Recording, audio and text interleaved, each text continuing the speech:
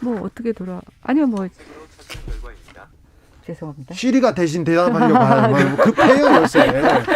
중요한 일이에요. 네. 지난주에 조금 서로 그 단일화 과정에서 원래 당초 약속했던 기일을 좀 넘기면서 네. 좀 국민들에게 진땀을 쥐게 하고 네. 또 좀 안타까운 면도 있었는데 네. 어쨌든 막판에는 뭐 양보 배틀까지 해가시면서 네. 합의를 이루셔서 오늘 내일 무난하게 여론조사가 진행이 돼서 결과가 나오는 걸 지켜봐야 되겠죠. 무난하게 되고 있습니까? 오늘 얘기하는 거 이 설전은 막판까지 뜨겁던데요? 네, 근데 그 안철수 후보가 초기에는 좀 지지율이 굉장히 높게 나오시다가 예. 지난주 주말 지나면서부터 일주일 전부터 조금 이제 역전의 기미를 보이고 이미 좀 많이 오세훈 후보보다 좀 뒤처지는 숫자가 나오면서 약간 급해 보이시는 게 보입니다. 그래서 예. 좀 추격자의 불안한 마음 그런 것들이 좀 읽힙니다. 여론조사를 보면은 단일화된 야권 후보 안철수 오세훈 후보가 민주당 후보를 크게 앞서는 것으로 나와 있습니다. 자, 이번 선거 네. 김연아 의원님 야당이 이깁니까? 서울시장에서? 저는 뭐 단일화되면 이길 수 있다고 봅니다. 야당이 이긴다. 예, 단일화되면 저희가. 네. 최민희 의원님 민주당이 이깁니까? 원래 선거는 끝까지 가봐야 하는 겁니다. 네. 그건 신중하시네요. 그건 대명제입니다. 네. 그리고 지금 말씀하신 단일화 관련해서는 19일 이전에 단일화가 돼서 그러니까 그건 17일까지는 돼야 되죠. 그래서 한 명으로 후보 등록을 하는 게 사실 그게 단일화가 성공했다고 하는 거죠. 네. 그래서 1차 단일화는 실패한 겁니다. 그래서 어쨌든 인쇄될 투표용지에 이름이 다 들어갑니다. 네. 그리고 만약에 안철수 후보가 된다면 기호 4번 쓰게 됩니다. 네. 네, 그래서 1차 단일화는 실패한 거고 그동안의 설전으로 보았을 때 아름다운 단일화는 실패했죠.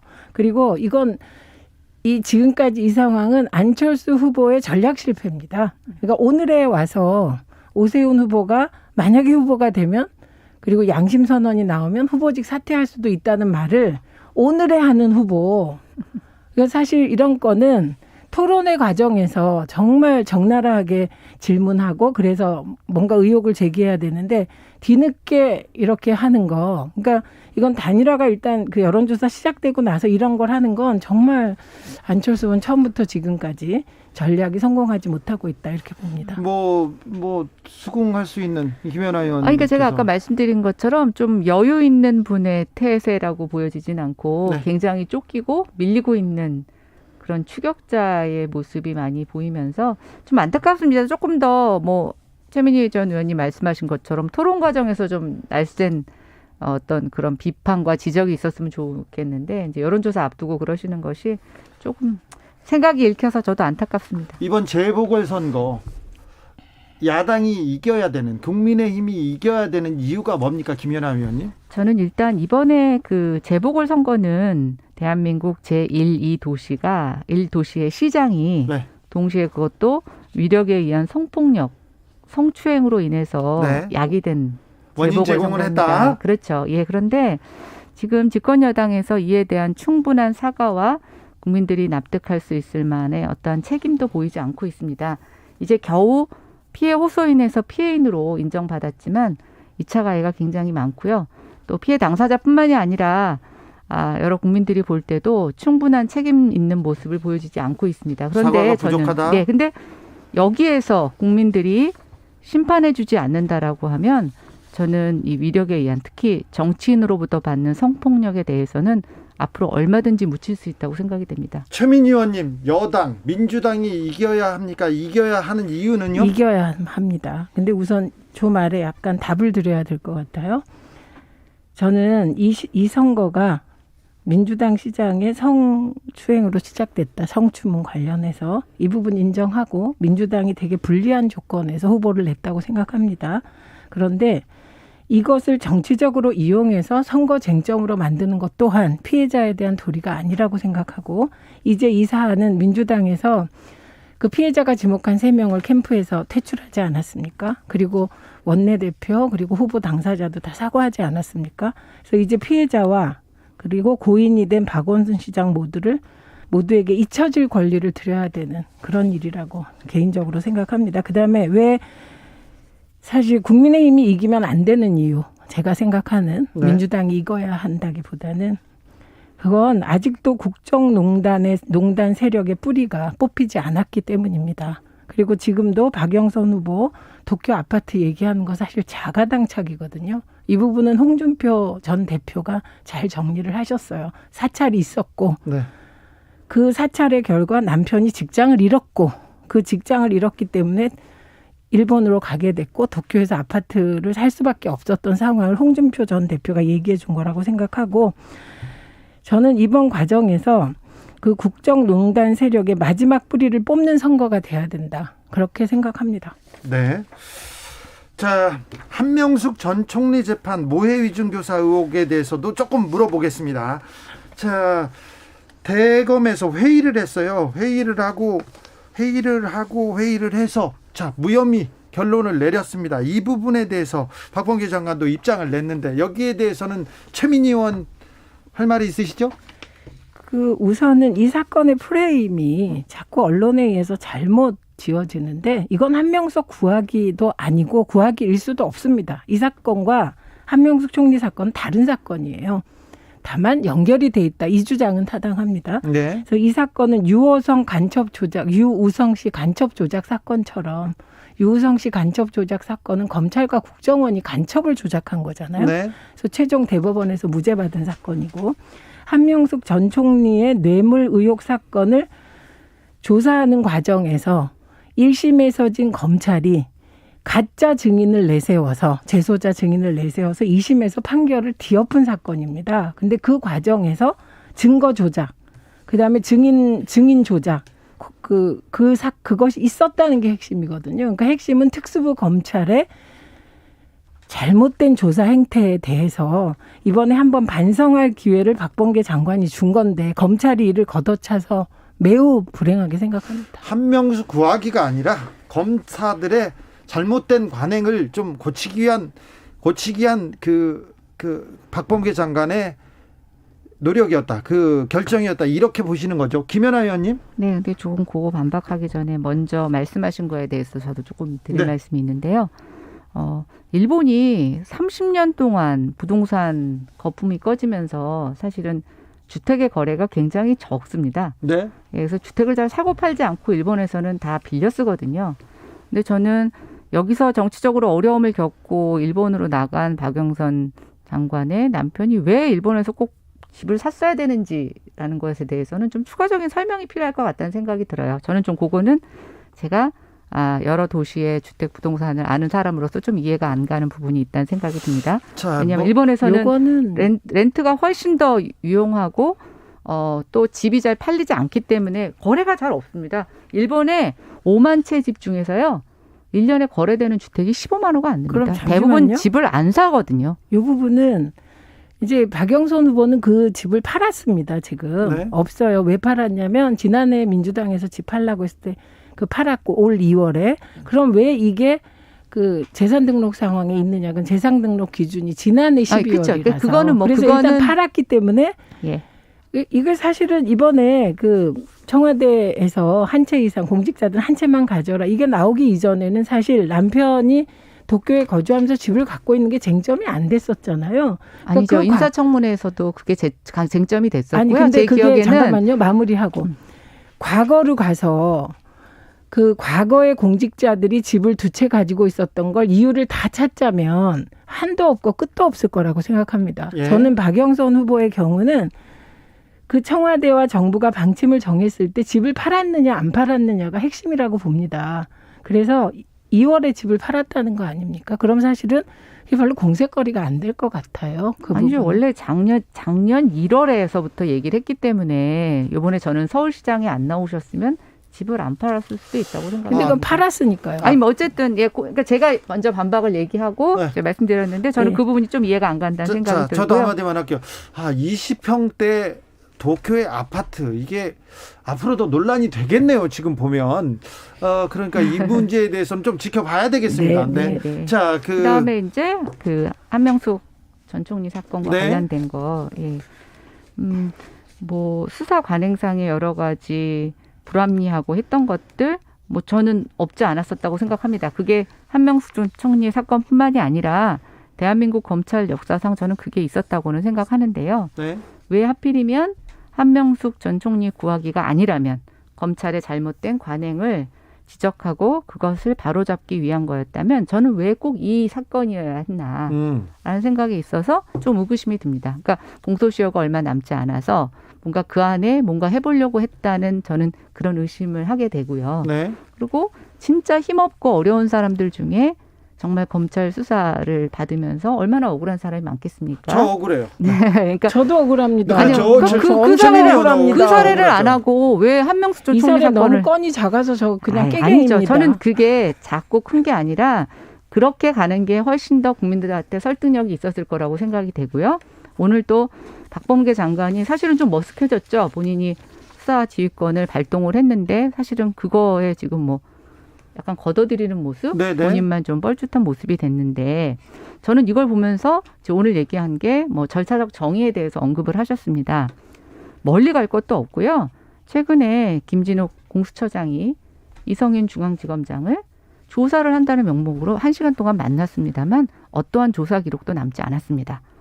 저는 우리 가깝게 일어나는 이 일부터 절차적인 정의, 절차적인 정당성을 좀 지키면 어떨까 이런 생각을 해봤습니다. 주민 의원님. 예, 김진욱 그 처장 문제는 다음에 다루시고요. 우선은 이 한명숙 전 총리 사건이 이렇게 수면에 떠오른 건 지금이 아니고 2018년입니다. 네, 그때였고 그리고 이게 언론의 탐사 보도로 진실이 계속 드러난 것이고 이게 드러나게 된 것은 위증 교사를 당한 재소자 한은상 씨의 진정서 때문입니다. 네. 예, 이 진정서로 시작이 된 거고 이분은 왜 이 진정서를 제출했냐. 이게 그 검찰의 이런 행태가 너무 심했다고 생각한 겁니다. 그리고 당시에 한명숙 전 총리 사건에 대해서 교사를 당한 사람이 6명이라고 하기도 하고 8명이라고 하기도 하는데 어쨌든 언론에 나온 사람이 지금 4명입니다. 그런데 이 4명 중에 1명, 김 씨만 계속 고집을 하고 있고 나머지 3명은 나는 진짜 이게 돈 받았다는 얘기를 안 들었는데 이 검찰의 회유와 협박에 넘어갔었다. 그래서 재판에서 했다 안 했다 이 얘기를 지금 하고 있는 거거든요. 예.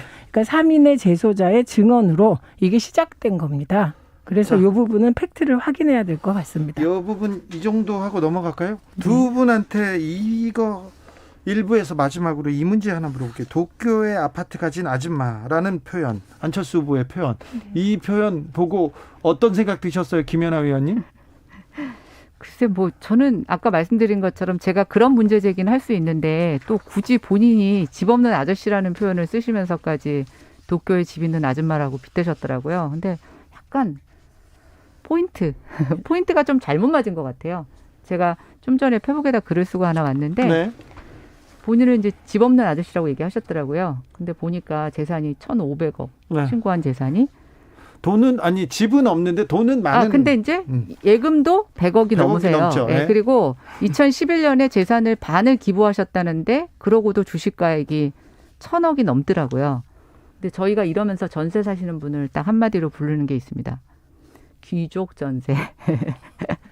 그래서 하여튼 저는 이걸 갖고 집이 있고 없고의 이런 비유로서는 적절한 사례는 아닌 것 같고요. 또 그걸 박영선 후보자의 도쿄 아파트하고 비교할 것도 아닌 것 같아요. 전 포인트가 좀 잘못됐다라 생각. 일단 내용이 틀렸잖아요. 도쿄에 집 판 아줌마 이래야지. 그것도 틀렸고 그리고 언제든 맘먹으면 타워 팰리스를 살 수 있는 아저씨. 이렇게 고쳐야 될 것 같아요. 요즘은 네. 타워 팰리스가 가장 비싼 집이 아닙니다. 그래요. 네. 죄송합니다. 왜 모를까 나는. 부동산에 대해서는 잘 몰라요, 최민희 의원은. 나 알고 싶어요. 네. 알면 뭐예요? 돈이 없잖아요.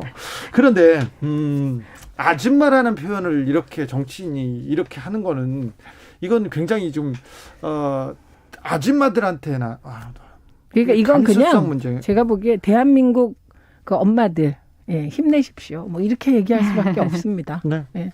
그냥 그렇다고 생각. 네. 자, 오세훈 후보하고 안철수 후보하고 여론조사 내밀하게 물어볼게요. 김연아 의원님, 네. 국민의힘 분위기 어떻습니까 지금? 어떤 분위기요? 이 단일화에 대한 여론조사에 대한 분위기. 국민의힘에서는 당연히 자당 후보인 오세훈 후보가 되기를 바라죠. 바라는 거하고 이길 거라고 생각하는 거하고는 좀 다르지 않습니까? 아니 뭐 같은 거죠. 희망을 그렇게 하는 거죠. 네. 그다음에 그 희망이 이길 거라고 생각하는 거에 그 믿음이 없으면 이길 거라고 거의 생각합니까? 아니면 질 수도 있다고 생각합니까? 아니 뭐 제가 저희 당 의원들 전부 조사한 거를 아니라서 네. 그러나 아까 말씀하신 대로 뭐 어떤 일이 벌어질지는 결론을 우리가 뚜껑을 열어봐야 되는 최민희 거죠. 의원님 어떻게 예상하세요? 일단 오세훈 후보는 상승세. 왜냐하면 3자 대결 최근에 여론조사가 있었는데 1위가 오세훈 후보였어요. 네. 과거에는 큰 폭으로 앞선 안철수 후보 1위였거든요. 예. 지금은 오세훈 후보는 상승세, 안철수 후보는 하강세. 이것만은 분명한 것 같습니다. 네. 잠시 쉬었다가 6시에 저희는 정치적 원의 시점으로 돌아오겠습니다.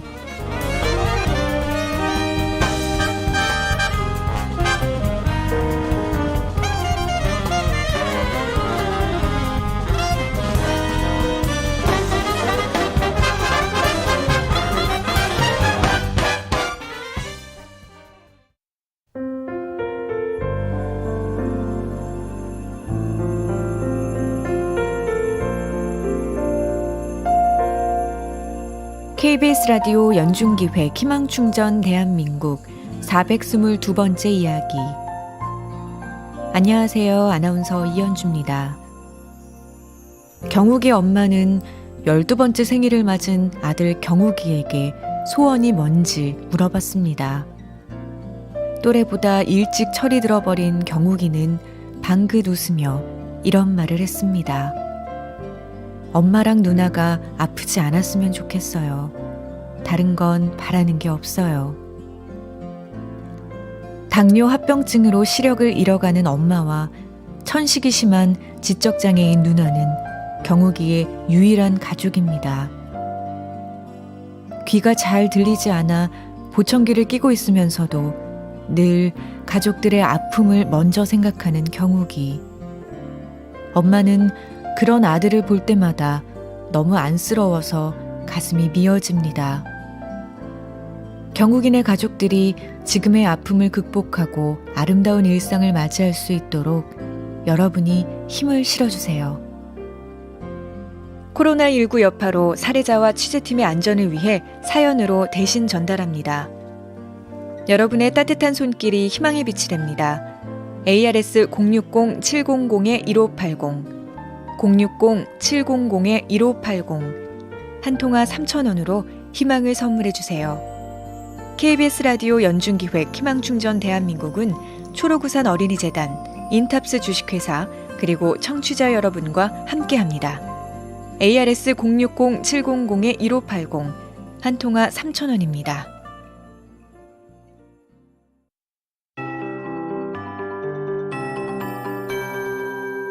KBS 58분 날씨.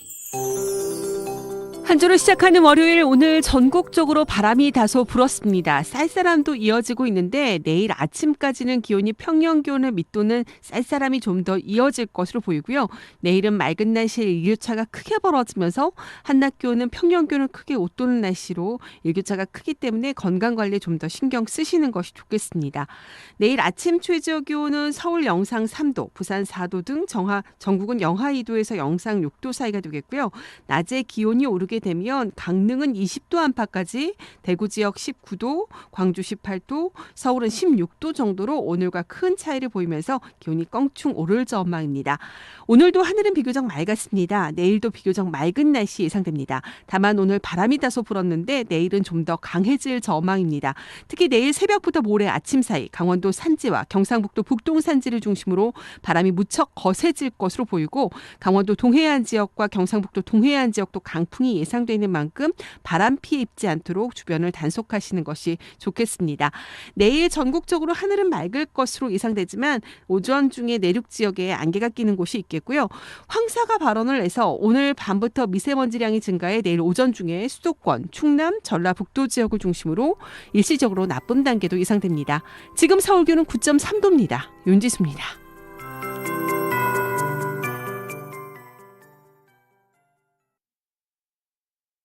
정성을 다하는 국민의 방송 KBS가 6시를 알려드립니다. AM 711kHz, FM 97.3MHz, KBS 1라디오입니다. HLKA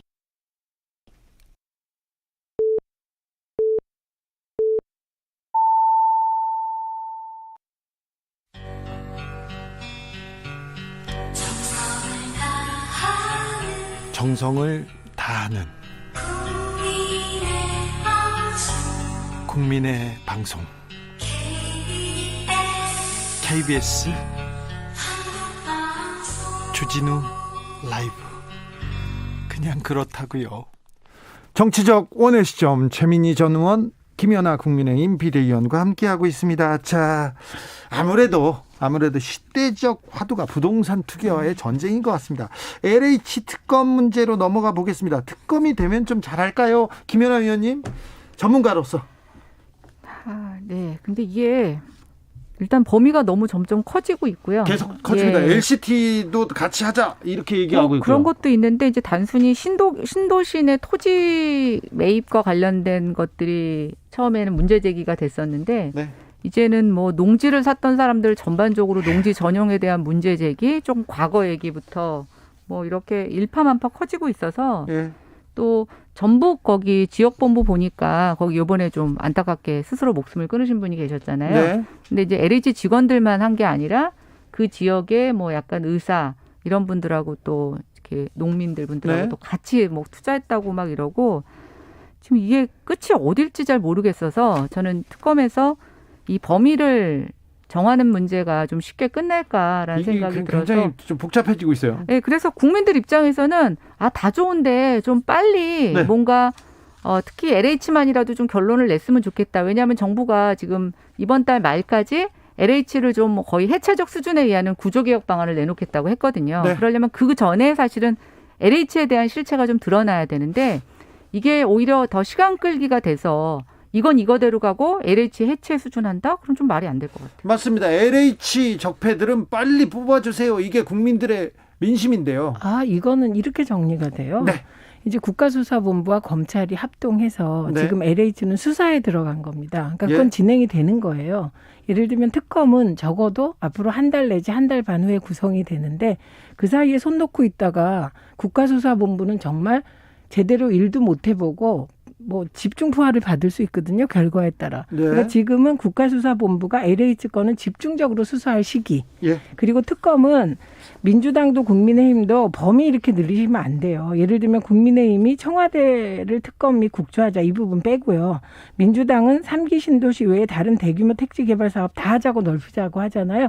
빼셔야죠. 이렇게 네. 하시면 안 되죠. 양쪽 예. 다. 그래서 범위를 LH 특검 그 관계자 그리고 부산 LCT도 사실 LCT 수사 자료 보면 문제가 많았더라고요. 네. 그러니까 고특검 이렇게 접혀서 해야 됩니다. 네. 이게 국민에 대한 도리고 그리고 이제 국민들께서는 일단 LH 특검은 나중에 도입되는 거고 LCT도 지금은 국가수사본부가 지금 수사를 시작했고 검찰도 협조하고 있기 때문에 그 수사 결과는 지켜보시면 될 것 같습니다.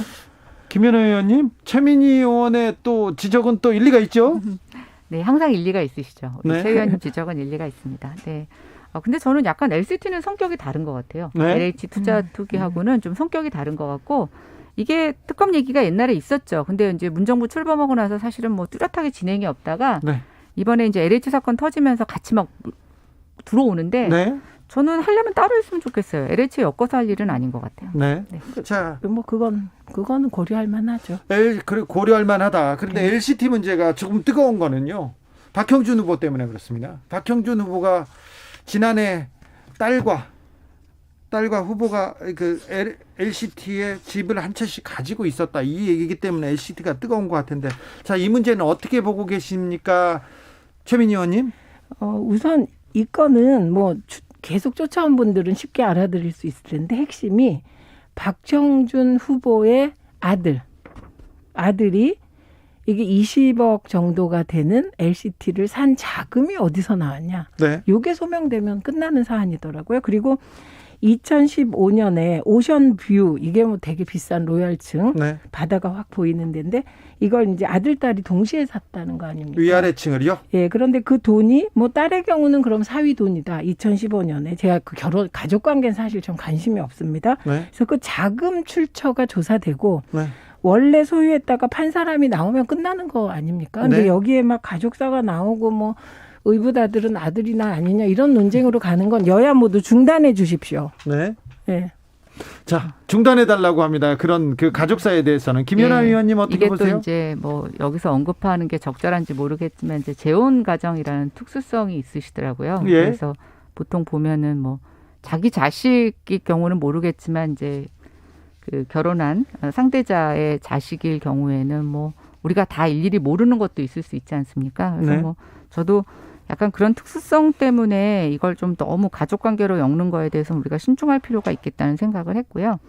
그다음에 이제 LCT가 아마 초기에 분양할 때 미분양이 났던 걸로 저도 기억을 하고 있습니다. 그래서 이제 이게 미분양이 나게 되면 여러 경로를 통해서 이제 뭐 할인 분양이 되기도 하고 또 그때 정치권에 뭐 약간 특혜 분양을 되는 경우도 있는데 요거는 조금 그 내용을 찾아봐야지 지금 단순히 뭐 형제가 각각 갖고 있었다고 해서 이거 자체가 뭔가 부적절한 것처럼 저희가 단정 짓고 갈 일은 아닌 것 같습니다. 그 박형준 후보 가족이 소유한 동 거긴 미분양 아니에요. 미부장이 아니었고 그러니까 무슨 말이냐면 그 이게 층수는 네. 더더욱 미부장하고는 전혀 그러니까 관계가 없습니다. LCT가 다 미분양됐다. 이건 언론의 잘못된 보도고 제가 자료를 보니까 그 핵심 로얄층 특히 오션뷰는 미분양이 될 수가 없었습니다. 그래서 네. 거기는 미분양이 아니고 미분양 그 외에 미분양된 데가 근데 좀 이제 이런 있었던 건 것 있을 수가 같아요. 있어요. 보통 이런 거 분양받을 때 전매를 목적으로 분양받는 사람들이 있어요. 네. 그래가지고 이제 그 피 받고 네. 넘기려고. 왜냐면 이렇게 오션뷰고 오케이. 이제 좋은 데들은 네. 그래서 뭐 이걸 그런 사람들이 이렇게 전매한 거를 샀을 수도 있고 뭐 하여튼 그건 좀 내용을 네. 살펴봐야 될 것 내용이 같아요. 조금 더 좀 그 진상이 좀 규명돼야 돼요. 그러니까 이 부분은 간단하다는 거예요. 그 네. 전매를 위해서 산 게 당시 불법이 아니었거든요. 네. 그게 2018년부터 19년 그 사이에 한시적으로 그 규제가 풀린 상황 속에서 많은 일이 있었어요. 네. 그러니까 이 부분은 전매를 해서 팔았다면 더더욱 그 원 분양자 나오면 되고요. 그다음에 제가 이런 고민이 됐어요. 이번에 그럼 재혼 가정 공직자의 경우는 네. 재산 등록 범위를 어디까지 해야 되는가? 이게 특수한 경우긴 하지만 앞으로는 우리 사회도 뭐 이런 일이 좀 많죠. 생기지 않겠습니까? 그래서 저는 그냥 재혼 가정 공직자의 재산 등록 범위 이 얘기가 왜 나오냐면 이 LCT와 관계된 그 시기에 그 아들이 집 사고 그리고 이후에 이러저런 시기에 박형준 후보가 국회 사무총장이었거든요. 예. 그래서 공직자 재산 등록을 안 해도 된다. 뭐 해야 된다. 이런 논란이 있잖아요. 이런 건 깔끔하게 제도로서 정리하는 게 좋겠다. 이렇게 생각합니다. 레이디 워머님께서 근데 101층에서 17층이 로열층인가요? 이렇게 물어봅니다. 네. 그건 제가 확인했습니다. 근데 부동산 모르신다 그러면서 잘하시네. 전 그것까지는 모르겠어요. 왜냐하면 저는 자료를 제가 사실 부동산은 모르니까 김연아 뭐 의원님하고 사지는 못해. 최민희 의원은 사지는 그만하십시오. 못하고. 네, 죄송합니다. 김연아 의원님은 이제 전문가시니까 네, 전문가시죠. 나올 때 더 자료를 꼼꼼하게 보고 오는데 네. 그게 101층에서 보통 아파트는 그 16, 17이 로열이 아니잖아요. 네. 그런데 여기는 고기가 오션뷰 가장 좋은 데 중에 근데 그건 좀 하나래요. 봐야 될 것 같아요. 아니 이 부분은 그 기사가 많이 나왔는데요. 101층보다 17층이나 15층이 네. 바다가 더 잘 바다랑 이렇게 보인답니다. 수평으로 보이는. 더 로얄이라는 그런 기사가 2016년도에 나와 있어요. 뷰와 관련된 조망권 같은 경우는 굉장히 개인에 대한 선호가 그렇죠. 달라요. 맞습니다. 자신의 관점이니까 이 부분은 그래서 좀 뭐 이거는 그때 당시에 뭐 예를 들어서 건설사가 이런 것들에 대한 층수를 홍보하려고 기획성으로 그렇게 그럴 수도 있죠. 중간층을 그렇게 했을 수도 있고 뭐 그건 좀 봐야 될 것 같아요. 그리고 네. 1층을 네, 좋아하는 네. 사람도 있고 꼭대기를 그렇죠. 좋아하는 사람도 있고 네. 이거는 또 사람마다 좀 다르니까요. 그 관련 기사를 좀 보면 참조가 될 겁니다. 하이든님께서 가족사 관심 없어요. 돈의 출처 명확하게 밝혀주세요. 얘기합니다. 2081님께서는 국민들은 LH나 LCT 이번 비리에 대해서 빠른 처리를 원하지 않습니다. 빠짐없고 정확하고 꾸준한 조사 원합니다. 그래서 부동산 투기는 뿌리 뽑아야 될 텐데 하는 생각이 있습니다. 자, 김연아 의원님이 전문가니까 이번 LH 사태에서 우리 사회가 배워야 됩니다. 그리고 우리 사회가 부동산 투기 이번에는 좀 뿌리 뽑는 노력을 해야 되는데 어떤 거에서 시작하면 좋을까요? 일단 뭐 일반 국민들이 근로소득을 통해서 돈을 저축하고 모으는 게 어려움이 있어서 뭐 재테크라는 이름으로 여러 가지 궁리를 하는 것들 참 가슴 아픈 일이지만 저는 뭐 그건 그럴 수 있다고 생각이 됩니다. 그런데 공직자들이 그것도 개발 정보를 갖고 있는 공직자들이 이런 일들을 사실 자신의 이름으로 서슴없이 했다는 것 자체는 공직사회 전반에 우리의 영이 무너지고 그다음에 도덕적 해이. 그다음에 저는 이렇게 생각해요. 뭐 지역 본부장이 이렇게 할 정도면 그 위아래로는 더 썩었을 거라고 생각돼요. 저는 이제 이게 이것에 대한 우리가 근본적인 해결을 하지 않고 그다음에 분명히 이랬을 거예요. 옆이 이런 거 하는 것 자체가 창피한 일이었으면 다 몰래 남의 이름으로 했겠죠. 근데 저는 자기 이름으로 했다는 건 뭐냐면 자기보다 더 높은 사람이 이걸 그냥 대놓고 했던 거를 뭔가 본 거예요. 보면서 직장 생활했다. 부끄럼도 없어요. 네. 아니, 근데 저는 보면서 답은 딱 하나다 이렇게 생각합니다. 이번에 이제 범죄적인 부분은 빨리 처리를 하고 이후에 막을 방법은 그 내부 게시판에 답이 다 있더라고요. 네. 이번에 나 잘려도 나가서 평생 먹고 살 거야. 핵심은 공직자 부동산 투기 이익에 대한 징벌적 환수. 네. 이게 필요하다고 생각합니다. 이 부분 필요하죠? 네, 근데 저는 그거보다 더 중요한 거는 정부가 자꾸만 개발 이익이 생기는 토지 개발 행위를 늘려가면 안 됩니다. 저는 그게 대표적으로 신도시라고 보고 있고요. 그래서 신도시 공급 정책이 잘못된 겁니까, 그럼? 저는 이렇게 무분별하게 많이 신도시로 다 채워나가는 것은 지금 이런 시스템 하에서는 맞지 않다고 그건 생각합니다. 많은 토론이 필요하겠습니다. 네. 네. 마지막으로 간단하게 ABC협회와 조선일보의 유료 부스 조작 의혹에 대해서 이 부분은 전문가인 최민희 의원이 할 말이 조금 있으실 거예요. 그러니까 이게 왜 ABC 조사협회의 부수가 이게 문제가 되냐면 이 부수 결과에 따라 광고 단가가 매겨집니다. 달라지죠. 네, 그래서 이 광고는 사실 자본주의 기업에선 핵심이잖아요. 핵심 네. 수입원이기 때문에 예를 들면 하나 언론사가 200만 부라고 얘기했다고 칩시다. 그럼 일명 광고 단가가 억대로 올라가죠. 네. 평균적으로. 이게 20만 정도 된다. 그럼 일명 광고 단가는 그거의 5분의 1로 떨어집니다. 네. 그런데 지금 그 1등 신문 조선일보의 부수가 보통 뭐 우리가 200만 부 이렇게 알려져 있었지 않습니까? 자기네들이 그렇게 자랑했죠. 그렇게 자랑했는데 그게 아니었다는 겁니다. 네. 그리고 이 의혹은 상당히 그 증거로서 증명되고 있기 때문에 저는 일단 만약에 그렇게 해서 정부 광고도 받거든요. 네. 그럼 지금까지 정부 광고 받았으면 그건 불법적으로 세금을 그 세금도 횡령이라는 표현이 쓸 수 있는지 어쨌든 불법적으로 세금을 쓴 거기 때문에 그것도 환수해야 되고 책임도 져야 돼야 된다고 생각하고 ABC협회는 여기야말로 이런 중요한 부수 조작을 오랫동안 해왔다는 거거든요. 네. 이번 의혹이. 그래서 ABC협회도 정말 해체 수순에 대수술이 필요할 것 같습니다. 곳곳이 해체 수술이 필요해요. 근데 ABC는 적폐 맞습니다. 네. 오래됐거든요. 네. 네, 저는 이 내용에 대해서는 뭐 전문가 의견인 최민희 의견으로 가름하겠습니다. 8888님께서 여당 공직자의 잘못으로 치러지는 보궐선거에 그런 이유로 야당 공직자가 당선된다고 해도 수긍합니다. 다만 선거기간이라는 이유로 야당 측에서 펼치는 논리들은 크게 공감되지 않습니다. 지나온 과오들을 다 따지자면 야당은 대한민국 선거의 모든 선거에 후보를 안 내야 되지 않을까요? 이런 얘기도 하셨어요.